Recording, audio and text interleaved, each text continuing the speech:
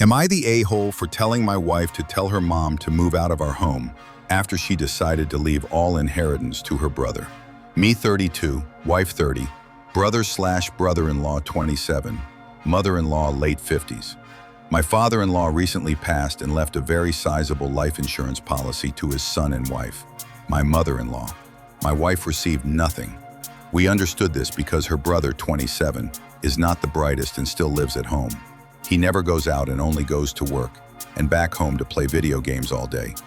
They both recently moved into our home as they were too distraught to continue living in the home my father-in-law passed in. My father-in-law was truly the only adult in the home and was responsible for taking care of everything. He even drove my mother-in-law to and from work on a daily basis, a responsibility that has now been passed on to my wife. I have since taken over the estate planning, such as paying bills, swapping over policies, etc. My mother-in-law doesn't speak English and doesn't drive, so as family it was my pleasure to take on this responsibility. After a month and a half, I finally settled all the bills, funeral planning, etc., and all the heavy lifting is complete.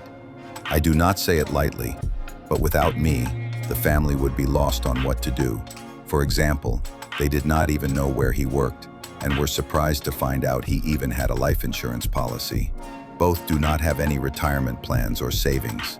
I suggested a shared bank account for my wife and her mom to put the payout into, where it will accrue interest, but also to pay off bills every month. My mother-in-law had no bank account before.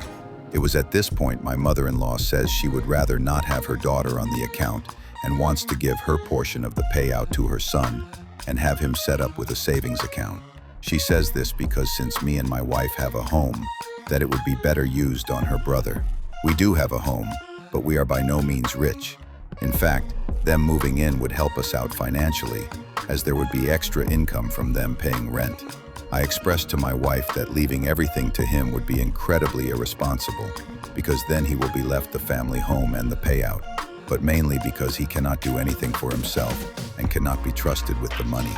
I say this because of things I have learned about him. He does not have a driver's license, but drives a car to and from work, never helped with the estate, and something I learned was that he has a large amount of cash in his checking account.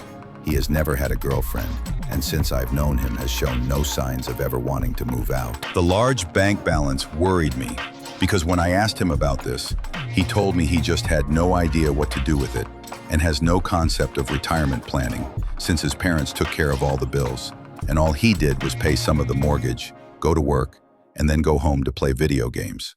My wife was also there when her mom had breast cancer and took her to and from every single appointment, to the point of using all her vacations/sick days to help during this time. Her brother is not a bad guy. In fact, he is a great friend, but he just doesn't ever seem like he will grow up to be a responsible person.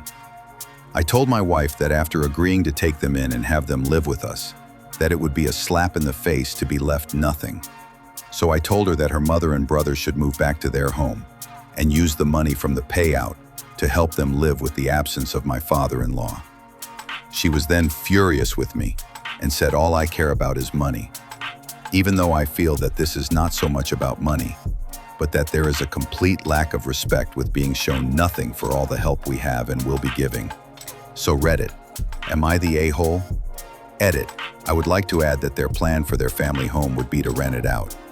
They purchased it before interest rates went up a few years back and would be set to make $1,000 cash profit every month from it. Second edit, a lot of people are asking, so I'll clear it up. We didn't even know about any life insurance policy when we took them in. It was only after very extensive digging through his records that I found out there was such a policy.